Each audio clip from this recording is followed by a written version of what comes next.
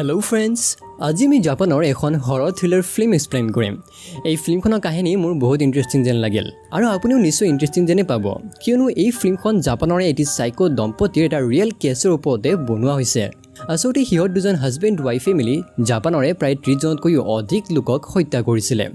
সিহঁতে বাৰু ইমানজন লোকক কিয় হত্যা কৰিলে আৰু কেনেকৈ হত্যা কৰিলে এয়া আপোনালোকে গোটেই ফিল্মখনতে চাবলৈ পাব। কিন্তু শেষত বাৰু সিহঁতৰ লগত কি হ'ল এয়াও আপোনালোকে এই ফিল্মখনত গম পাব। লগতে এই ফিল্মখনৰ পৰা আমি এটা বহুত ভাল মেছেজো পাওঁ, যিটো আপোনালোকে নিজে এই ফিল্মখন চালে গম পাই যাব। তেন্তে বলক বেছি পলম নকৰি এই ফিল্মৰ কাহিনীৰ ফালে আগবাঢ়ো। চ' কাহিনী এক্সপ্লেইন প্ৰেজেণ্ট জাপানিজ মুভি কল ফিছ। এই ফিল্মখনৰ আৰম্ভণিতে এটি ফেমিলিক দেখুওৱা হয়। এই লোকজনৰ নাম হ'ল শ্যামটো আৰু তেওঁৰ পত্নীৰ নাম হ'ল টেকো। সিহঁতৰ এজনী ছোৱালী আছে যিজনীৰ নাম হ'ল মিচিঅ'। কিন্তু মিচিঅ'ৰ মাক টেকো নহয়, আচলতে শ্যামটোৰ দ্বিতীয়জনী পত্নী আছিলে টেকো, আৰু সেইবাবে টেকো আৰু মিচিঅ'ৰ সম্পৰ্কটো ইমান এটা ভাল নহয়। দেখুওৱা হয় যে শ্যামটোৰ এখন সৰু মাছৰ দোকান আছে আৰু সেই দোকানখনৰে সিহঁতে চলি আছে। সিহঁতে যেতিয়া খাই আছিলে সেই সময়তে মিচিঅ'লৈ তাইৰ বয়ফ্ৰেণ্ডৰ ফোন কল আহে। তাইৰ বয়ফ্ৰেণ্ডে কয় যে মই ঘৰৰ বাহিৰত আছোঁ, তুমি আহি যোৱা। তেতিয়া মিচিঅ'য়ে নিজৰ খোৱাখিনি শেষ নকৰাকৈ তাৰ পৰা ওলাই যায়। দেখুওৱা হয় যে শ্যামটো আৰু টেকোই তাইক একোৱে নকয়। কিন্তু অলপ সময়ৰ পিছতে মিচিঅ'ৰ ফোন কল আহে। তেতিয়া মিচিঅ'য়ে শ্যামটোক কয় যে মই এটা বিপদত পৰিছোঁ, আপুনি অতি সোনকালে আহি যাওক। তেতিয়া শ্যামটোৱে নিজৰ পত্নী টেকক লৈ সেই ঠাইখনলৈ ওলাই পৰে। আচলতে মিচিঅ'য়ে এখন শ্বপিং মললৈ গৈছিলে। তাত যোৱাৰ পিছত তাই লুকাই কিছুমান বস্তু চুৰি কৰিবলৈ চেষ্টা কৰে, কিন্তু তাই পিছত ধৰাও পৰে। শ্বপিং মলৰ মালিকজনে কয় যে ইয়ালৈ পুলিচ আহিব আৰু পুলিচে যিটো কয় আমি সেইটোৱে কৰিম। কিন্তু তেতিয়া শ্যামটো আৰু টেকোই তেওঁৰ ওচৰত ক্ষমা বিচাৰে, কিন্তু তথাপিও সেই লোকজনে সিহঁতক এৰি দিব বিচৰা নাছিলে। কিন্তু সেই সময়তে তাত এজন অচিনাকি লোক আহি পৰে। কিন্তু সেই লোকজনৰ এই শ্বপিং মলৰ মালিকজনৰ লগত বহুত ভাল পৰিচয় আছিলে। সেই লোকজনৰ নাম আছিলে ইউকিঅ' মুৰাটা। তেতিয়া সেই লোকজনে সিহঁতৰ কথাবোৰ শুনাৰ পিছত শ্বপিং মলৰ অনাৰজনক কয় যে তুমি সিহঁতক ক্ষমা কৰি দিয়া, তাই এজনী সৰু ছোৱালী আৰু তাইৰ এনেকুৱা ভুল হৈ গ'ল। শ্বপিং মলৰ অনাৰজনে মুৰাটাৰ এটা কথা শুনিয়ে তেওঁলোকক ক্ষমা কৰি দিয়ে। সিহঁতে সেই দোকানখনৰ পৰা ওলাই অহাৰ পিছতে মুৰাটাক ধন্যবাদ জনায়, কিয়নো মুৰাটাই তেওঁলোকক সহায় কৰিলে। তাৰপিছত সিহঁত সকলোৱে বহুত কথা পাতে আৰু কথা পতাৰ পিছতে মুৰাটাই সিহঁতক নিজৰ দোকানলৈ লৈ যায়। আচলতে মুৰাটাৰো এখন বহুত ডাঙৰ মাছৰ দোকান আছিলে। তেতিয়া শ্যামটোৱে মুৰাটাক কয় যে মোৰো এখন মাছৰ দোকান আছে, কিন্তু ইমান ডাঙৰ নহয়। তেতিয়া মুৰাটাই কয় যে তোমাৰ ছোৱালীজনীটো এতিয়া একো কাম কৰা নাই, তুমি যদিহে বিচৰা তেতিয়াহ'লে তোমাৰ ছোৱালীজনীয়ে মোৰ দোকানত কাম কৰিব পাৰে। তেতিয়া শ্যামটোৱেও মুৰাটাৰ এই কথাটো মানি লয় আৰু কয় যে মোৰ ছোৱালী আপোনাৰ দোকানত কাইলৈৰ পৰা আহি যাব। তাৰ পিছদিনাই দেখুওৱা হয় যে সিহঁত তিনিও এই দোকানখনলৈ আহি গৈছে। তেতিয়া মুৰাটাই মিচিঅ'ক কামত লগাই দিয়ে আৰু তাৰ পিছতে মুৰাটাই নিজৰ পত্নী একোৰ লগত সিহঁতৰ চিনাকি কৰায়। তাৰ পিছতে শ্যামটো আৰু টেকো ঘৰলৈ বুলি ওলাই আছিলে, কিন্তু সেই সময়তে একোই কয় যে শ্যামটো তুমি ঘৰলৈ গুচি যোৱা, মই টেকৰ লগত অলপমান কথা পাতি লওঁ আৰু মোৰ হাজবেণ্ডৰ লগত টেকক তোমাৰ ঘৰলৈ পঠাই দিম। তেতিয়া শ্যামটোৱে কয় যে ঠিক আছে মই ঘৰলৈ যাওঁ, টেকত তুমি আহি যাবা। তাৰ পিছতে শ্যামটো তাৰ পৰা গুচি যায়। কিন্তু দেখুওৱা হয় যে আনফালে টেকো মুৰাটাৰ লগতে আছে। মুৰাটাই টেকক বহুতো মাছ দেখুৱায় আৰু তাৰ পিছতে মুৰাটাই টেকক অলপমান চুবলৈ চেষ্টা কৰে। সেই সময়তে মুৰাটাই টেকৰ ব্ৰেইন ৱাছ কৰিবলৈ চেষ্টা কৰে। মুৰাটাই টেকৰ ওচৰত গৈ কয় যে মই গম পাওঁ তুমি বহুত অকলশৰীয়া ফিল কৰা, কিয়নো তোমাৰ ছোৱালী মিচিঅ'য়ে তোমাৰ লগত ভালদৰে কথা নাপাতে, তোমালোক দুয়োৰে মাজৰ সম্পৰ্কটো ইমান এটা ভাল নহয়, আৰু আনফালে শ্যামটোৱেও তোমাক সুখী কৰিব নোৱাৰে। এনেকৈ কিছুমান কথা কৈ মুৰাটাই টেকৰ শৰীৰ চুবলৈ ধৰে আৰু সেই সুযোগতে মুৰাটাই টেকৰ লগত এটি শাৰীৰিক সম্পৰ্ক গঢ়ি তোলে। আৰু তেতিয়া টেকোয়েও মুৰাটাক নৰখায় আৰু এনেকৈ সিহঁত দুজনৰ মাজতে এটি শাৰীৰিক সম্পৰ্ক গঢ়ি উঠে। তাৰ পিছতে দেখুওৱা হয় যে মুৰাটাই টেকক ঘৰলৈ এৰি থৈ আহিছে। তাৰ পিছদিনাই শ্যামটোক মুৰাটাই ফোন কৰি কয় যে এটা মিটিং আছে, তুমি আহি যাবা। মিটিঙত যোৱাৰ পিছতে মুৰাটাই শ্যামটোক এজন লয়াৰৰ লগত চিনাকি কৰে। তেওঁৰ নাম আছিল তাকিঅ' আৰু আন এজন বিক্ৰেতাৰ লগতো চিনাকি কৰে যাৰ নাম আছিলে ইয়োশিবা। আচলতে ইয়োশিবাই বহুত দামী দামী মাছ কিনিবলৈ এই দোকানখনলৈ আহে আৰু সিদিনাখনো সি মাছ কিনিবলৈ ইয়ালৈ আহিছিলে। সিহঁত যেতিয়া মিটিঙত বহে তেতিয়া মুৰাটাই কয় যে আজিৰ পৰা শ্যামটো মোৰ বিজনেছ পাৰ্টনাৰ, আৰু তাৰ পিছতে তেওঁ ইয়োশিবা নামৰ সেই লোকজনক এটা দামী মাছ দেখুৱায়। তেওঁ কয় যে এই মাছটোৰ দাম হ'ল প্ৰায় $10,000। তেতিয়া ইয়োশিবাই কয় যে মোক তুমি মূৰ্খ পাইছা নেকি, আমাৰ এই বিশ্বখনৰ আটাইতকৈ দামী মাছটোৱে হ'ল $7,000। তেতিয়া ইয়োশিবাই কয় যে তুমি বিশ্বাস নকৰা যদি এই ড্ৰিংকটো খাই চোৱা। যেতিয়া ইয়োশিবাই সেই ড্ৰিংকটো খায় তেতিয়াও তেওঁৰ মৃত্যু হয়। আৰু তাৰ পিছতে দেখুওৱা হয় যে মুৰাটাই সেই $10,000খিনি নিজৰ লগতে ৰাখি দিছে। শ্যামটোৱে নিজৰ চকুৰ সন্মুখতে এইবোৰ দেখি বহুত ভয় খায়। সি আচৰিত হৈ পৰে যে সি এয়া কি দেখিলে। তাৰ পিছতে টেকই শ্যামতক এটা গ্লাভছ পিন্ধিবলৈ দিয়ে যাতে সি এই বডিটো উঠাবলৈ তাইক সহায় কৰে। সিহঁতে সেই বডিটো উঠাই নি এখন গাড়ীত ৰাখে। তাৰ পিছতে শ্যামতৰ সহায়তে এই গাড়ীখন চলোৱাই সিহঁতৰ জংঘলৰ ভিতৰত থকা ঘৰখনলৈ এই ডেড বডিটো সিহঁতে লৈ যায়। সেই সময়তো শ্যামতৰ হাত ভৰি একেবাৰে কঁপি আছিলে। ঘৰখনলৈ যোৱাৰ পিছতে একো আৰু মুৰাটাই ডেড বডিটো বাথৰুমলৈ লৈ যায়। তাৰ পিছতে একোই বহুতো নাইফ আনিবলৈ যায় আৰু সেই নাইফবোৰৰ জৰিয়তেই সেই ডেড বডিটোৰ সিহঁতে সৰু সৰু টুকুৰা কৰে। এয়া শ্যামতই দেখি বমি কৰিবলৈ ধৰে। সি এতিয়া ইয়াৰ পৰা পলাই যাব নোৱাৰে কিয়নো সিহঁতে তাক ধমকি দিছিলে যদি সি ইয়াৰ পৰা পলাই যায় তেতিয়াহ'লে সি পৰিয়ালৰ মুখখন চাব নোৱাৰিব, লগতে সি নিজৰো প্ৰাণ হেৰুৱাব। পিছদিনা ৰাতিপুৱা য়োশোবাৰ গোটেইখিনি হাড় সিহঁতে জ্বলাই ছাই কৰি পেলায় আৰু সেই ছাইখিনি পিছত এঠাইত সিহঁতে পেলায়। তাৰ পিছতে গাড়ীৰ জৰিয়তে সিহঁতে এটা ব্ৰিজৰ ওচৰলৈ যায়। সেই ব্ৰিজৰ পৰা য়োশোবাৰ গোটেইখিনি মাংস সিহঁতে পুখুৰীত পেলায়। সেই পুখুৰীত বহুতো পিৰানা মাছ আছিলে আৰু সেই পিৰানা মাছবোৰে সিহঁতে বিক্ৰী কৰি টকা উপাৰ্জন কৰিছিলে। আৰু এনেকৈ সিহঁতে ডেড বডিবোৰ একেবাৰে নাইকিয়া কৰি পেলাইছিলে যাতে পুলিচে কোনো ধৰণৰ প্ৰমাণ নাপায়। তেতিয়া দেখুওৱা হয় যে মুৰাটাই শ্যামতক এটা চৰ মাৰে আৰু কয় যে তুমি এইবোৰ কথা কাকো নক'বা। তাৰ পিছদিনা যেতিয়া শ্যামত সেই দোকানখনতে আছিলে তেতিয়া এজন লোকৰ ফোন কল আহে।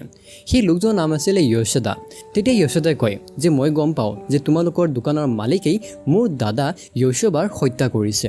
তেতিয়া শ্যামতে কয় যে মই তেনেকুৱা নামৰ কোনো লোকক চিনি নাপাওঁ। কিন্তু তেতিয়া সেই লোকজনে কয় যে মিছা নক'বা, তোমালোকৰ দোকানলৈ পুলিচ আৰু উকিলক লৈ আহি আছোঁ।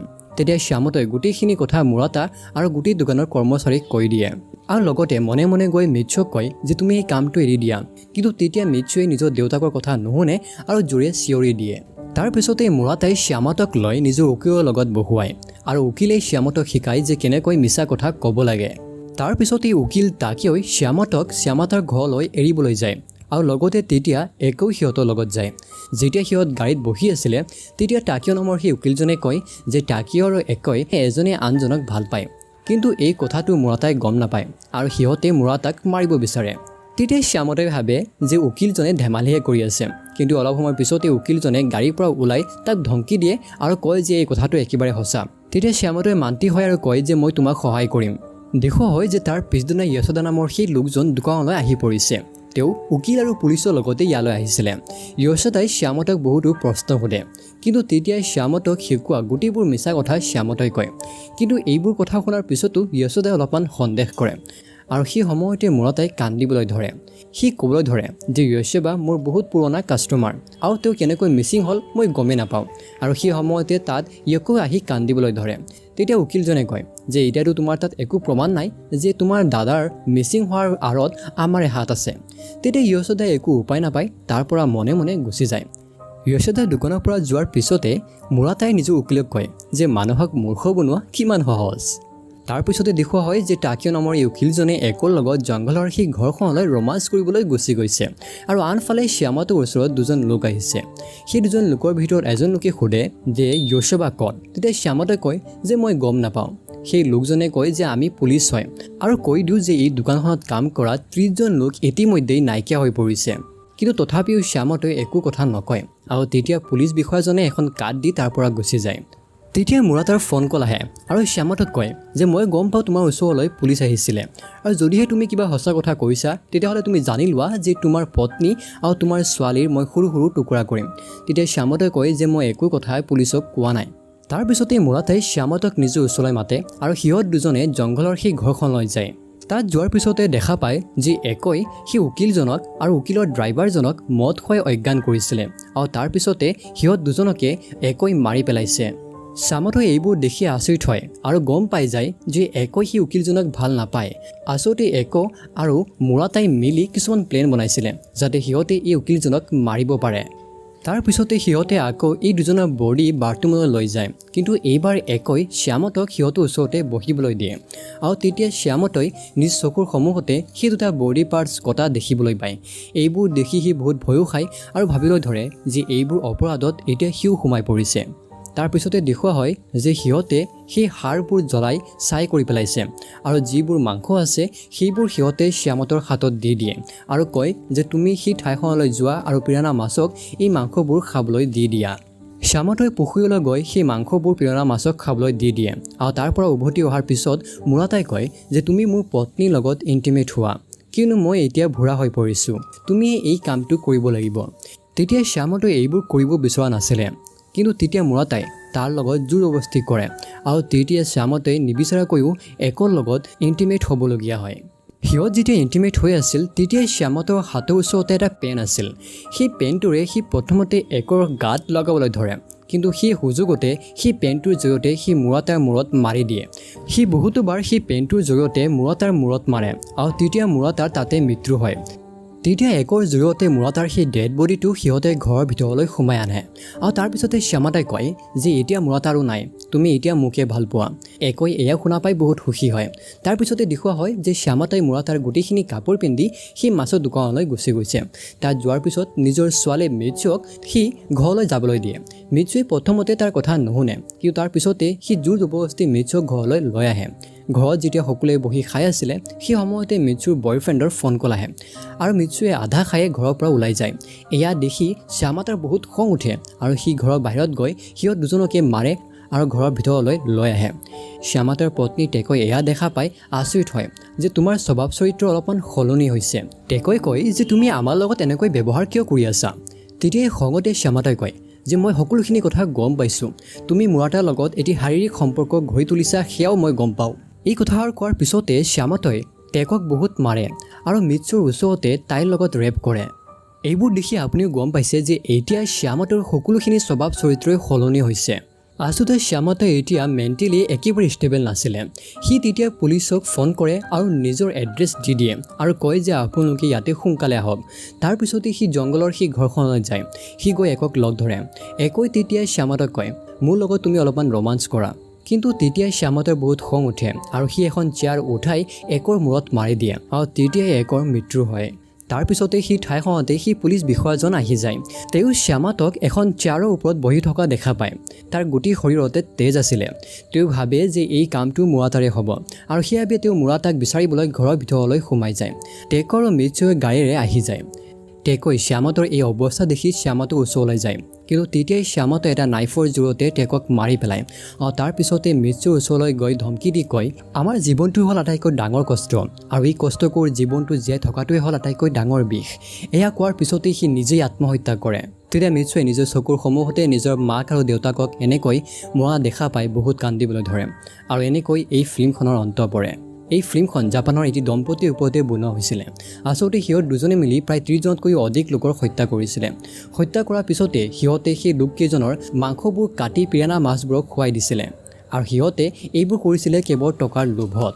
তেন্তে বন্ধুসকল, যদিহে ভাল লাগিল নিশ্চয় এটা লাইক কৰিব আৰু যদিহে বেছি ভাল পালে তেতিয়াহ'লে ছাবস্ক্ৰাইব কৰি যাবলৈ নাপাহৰিব আৰু নিশ্চয় আপোনাৰ এজন বন্ধুলৈও এই ভিডিঅ'টি শ্বেয়াৰ কৰিবলৈ নাপাহৰিব।